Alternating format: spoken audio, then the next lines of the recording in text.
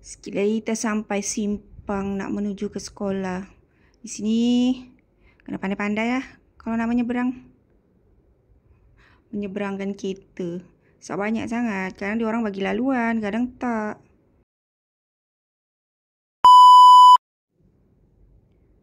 Assalamualaikum.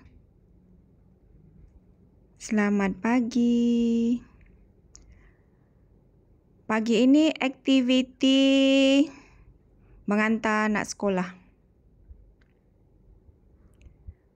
Rutin keseharian. Kalau time sekolah, kalau time cuti, tak adanya. Kecuali ada aktiviti lah. Ni kita lalu, yang tu Kafa. Kafa Puchong Perdana. Bawah daripada LRT. Tu LRT. Sorry kita tutup suara. Suara backing dia kita tutup. Sebab ada macam-macam bunyi, tak best. Kang nanti mana satu suara yang nak didengar kan? Tak maaf Inilah laluan nak menuju ke sekolah anak. Biasa kalau pagi memang jam. Jam sangat. Ini okey sikit lah sebab kita awal kan. Belum lagi pukul 7. Kita dah sampai kat sini. Kadang dah sampai pun dekat sekolah. Tapi sebab ini naik kereta. Kalau naik motor lagi awal sampai. Ni laluan kita naik kereta.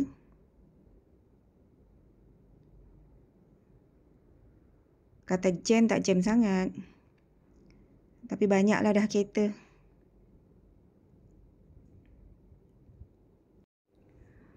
Sikit lagi kita sampai simpang nak menuju ke sekolah.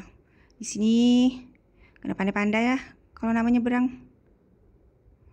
Menyeberangkan kereta. Sebab banyak sangat. Kadang dia orang bagi laluan, kadang tak. Hati-hatilah kalau dekat simpang ni. Siapa-siapa yang lalu kat sini. Macam ni lah keadaan kalau pagi time sekolah. Sabarlah. Banyak-banyak bersabar. Bagi laluan. Terima kasih.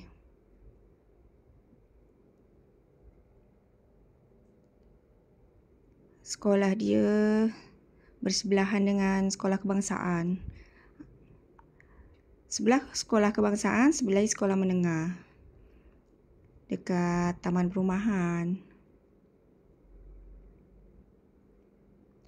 Macam inilah keadaan kalau pagi. Nampak dah terang Tapi kenyataannya kadang nampak macam silap.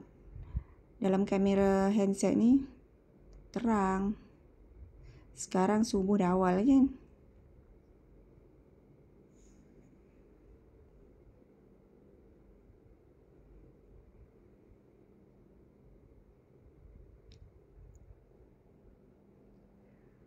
Ni sebab awal pagi tak adalah jam sangat. Kalau tak memang susah sikit lah.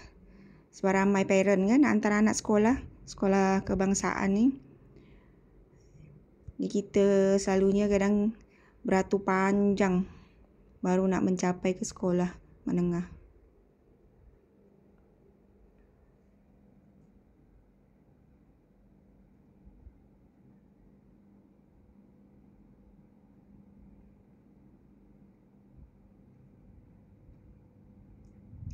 Sikit lagi dah nak sampai. Macam inilah aktiviti pagi. Macam mana korang? Korang pun macam ni juga kot. Biasalah kalau dah parent ni kan. Sampai sini dulu aktiviti video saya. Minta maaf jika ada kekurangan. Terima kasih semua. Assalamualaikum.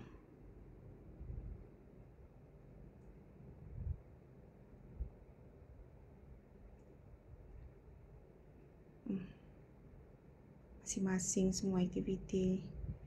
Masing-masing. Okey, dah nak sampai.